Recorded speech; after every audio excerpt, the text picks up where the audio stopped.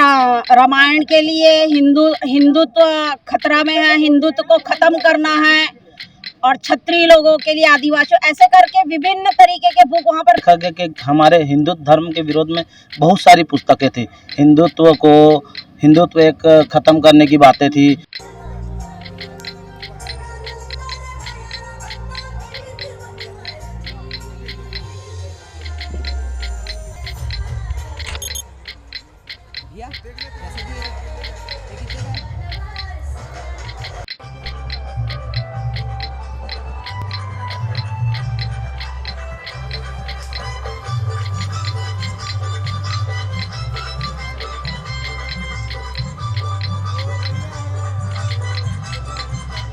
उसको भी कहीं ना कहीं ये चीज़ जो संविधान है ये उसके अंदर तहत आता है, तो इसमें आप क्या बोलेंगे?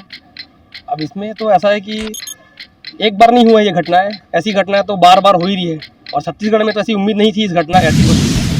नमस्कार, मैं ईशा साहू और आप सभी का स्वागत है दैनिक चिंतक में। और हम इस वक्त मौजूद है सुपेला थाना के सामने। हमें पता चला कुछ ही देर पहले, जैसे कि यहाँ पे एक एरिया है कोसानाला एरिया, जहाँ पे एक धर्म जो है, जो समुदाय का मैं नाम नहीं लूंगी, लेकिन वो धर्म एक कहीं ना कहीं धार्मिक भावना को ठेस पहुंचाने का काम करे। जैसे कि आप सभी को पता होगा, आज संविधान दिवस है। आज ही के दिन हमारा संविधान बना गया था, जो एक ऐसा संविधान जो है वो तो आज़ादी देता है कहीं ना कहीं हर धर्म को मानने की, और साथ ही ये भी सीख सिखाता है कि हर धर्म की इज्जत करनी चाहिए। वहीं आज एक ऐसी गतिविधि हुई है कि एक धर्म के द्वारा अन्य धर्म की एक किताबें हैं, अपमान बोल सकते हैं, एक धर्म का धार्मिक भावना को ठेस पहुंचाने का कार्य इस समुदाय के द्वारा किया गया। पर इसमें क्या कुछ है, हम दीदी से बात करेंगे, लोगों से यहाँ से बात करेंगे जो उन्होंने आया यहाँ पे आके एफआईआर लिखा चुके हैं, उनसे बात करेंगे कि क्या वो पूरा मामला था और कैसे उस बुक में क्या कुछ था जो सीधे धार्मिक भावनाओं को ठेस पहुंचाता है। जी दीदी बताइए, आज आप यहाँ पे पहुंचे हैं, क्या वो मुद्दा है जिसकी वजह से आज ये आपको यहाँ सुपेला थाना में आना पड़ा?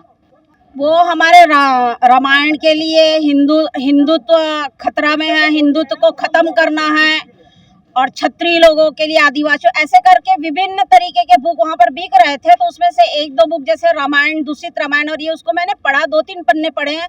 उसमें राम जी, हनुमान जी, सीता जी, लव कुश सभी के लिए उन्होंने अपशब्द लिखा हुआ था। तो इसलिए फिर हम उसका विरोध करने के लिए, उसको प्रतिबंध करवाने के लिए कि इस बुक को ना बेचा जाए करके हम सुपेला थाने आए थे।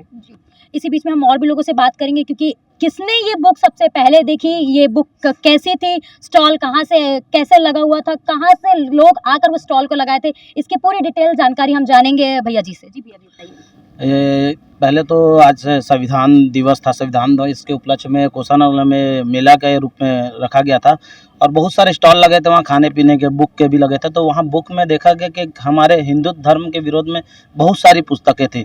हिंदुत्व एक खत्म करने की बातें थी और प्रदूषित रामायण, ऐसे करके बहुत सारी पुस्तकें थी जो हमारी धार्मिक भावनाओं को आहत पहुँचाता है। इस विषय पर जब हमको सूचना मिली तो तत्काल प्रभाव में हम लोगों ने थाना प्रभारी को सूचना किया और कुछ पुस्तकें भी जब्ती बनवाई गई है।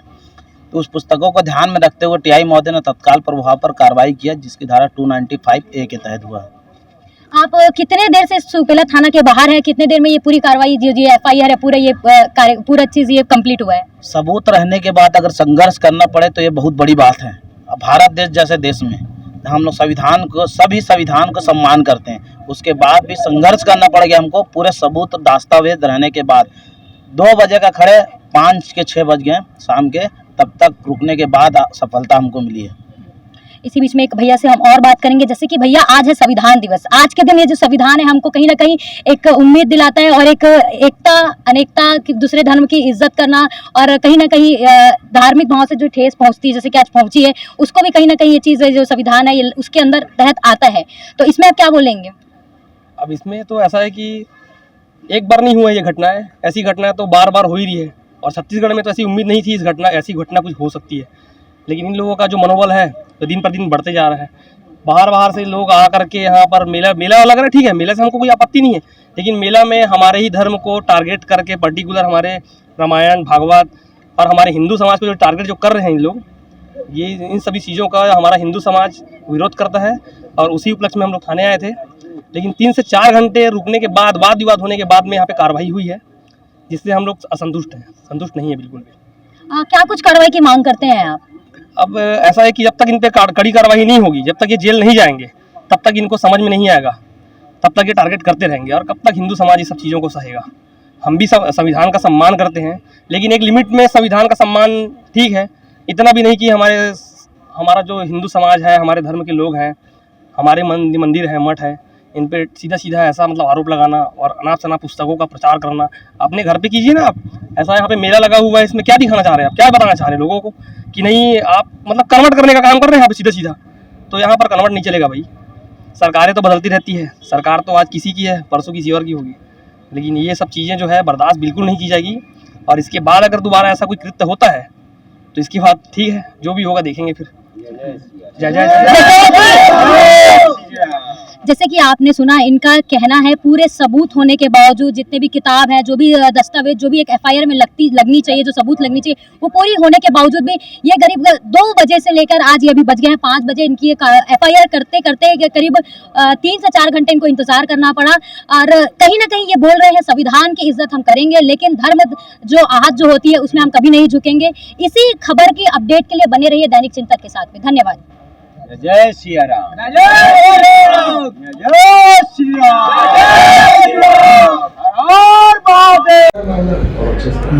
किताब को लेके एक विवाद हो रहा है, क्या कुछ पूरा मामला बताइए। सुपेला में आज 26 नवंबर के आयोजन को लेकर बौद्ध समाज के द्वारा कुछ आयोजन किया गया था। उसमें एक आयोजक मंडल के इतर किसी दूसरे के द्वारा जो पुस्तक बेचने के संबंध में कुछ स्टॉल लगाया गया था, तो उस स्टॉल में कुछ पुस्तकों पर आपत्ति दर्ज की गई थी। तो उस आपत्ति को ध्यान में रखते हुए पुलिस के द्वारा भी संज्ञान लिया गया है और उनके आवेदन के आधार पर एफआईआर की कार्रवाई की जा रही है। कितने लोग के ऊपर एफआईआर? ये तो जांच का विषय है। भी जो जितने लोग इसमें संलिप्त रहेंगे वो सबके नाम किए जाएंगे। आयोजन समिति के लोग इस विषय में क्या बोल रहे हैं? आयोजन समिति का कहना है कि ये उनके द्वारा नहीं किया गया है, बाहर से आया हुआ जो पुस्तक का स्टॉल जो लगाया गया है उसके द्वारा बेचा जा रहा था। और कुछ जब्ती वगैरह से वो जब्ती जांच का विषय है और प्रक्रिया का भाग है, नियमानुसार कार्रवाई की जा रही है। उस वीडियो में दिख रहा है जो वायरल हो रहा है, वीडियो में जिसको कंप्लेन करना, जिसको शिकायत करना कर दो, तो उसकी कंप्लेंट किया गया, उसी के आधार पे तो कार्रवाई की जा रही है।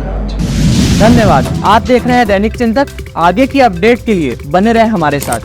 हमारे चैनल को लाइक, सब्सक्राइब और शेयर करना ना भूलें।